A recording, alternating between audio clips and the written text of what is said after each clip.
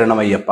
అయ్యప్ప స్వామి దీక్షలో 3 ఇంపార్టెంట్ విషయాలు: భక్తి మార్గము, జ్ఞాన మార్గము, కర్మ మార్గము 3 నేర్పించేస్తారు. భక్తి, నీకు భక్తిలో ఉన్నప్పుడు రీజన్లు లేవు. ఈ పద్యానికి మీనింగ్ ఏంటి, ఈ శ్లోకానికి అర్థం ఏంటి, వీటితో సంబంధమే లేదు.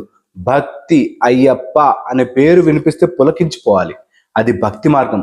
అందుకే మనం ఎవరిని చూసినా అయ్యప్ప అంటాము, ఏం మాట్లాడినా అయ్యప్ప స్వామి అంటాము. స్వామియే శరణం అయ్యప్ప అనే మంత్రం వస్తే చాలు. రెండో మార్గం వచ్చేసి జ్ఞాన మార్గం. మీరు శబరిమల కొండకు వెళితే అక్కడ పెద్దగా రాసి ఉంటుంది అయ్యప్ప స్వామి మందిరం ముందే, తత్వమసి, నువ్వే దేవుడివిరా అనే మహావాక్యాన్ని ఆధారపరుచుకుని ఉంది. మూడోది వచ్చేసి చాలా ఇంపార్టెంట్ కర్మ మార్గం. సేవ, ఎవరు కనిపిస్తే వాళ్ళకి ఎంత కుదిరితే అంత సేవ చేయండి, అన్నదానం చేయండి, స్వాములకి సేవ చేయండి, అందరితో మంచిగా ఉండండి అనే కర్మ మార్గం నేర్పిస్తుంది. అందుకే అయ్యప్ప దీక్ష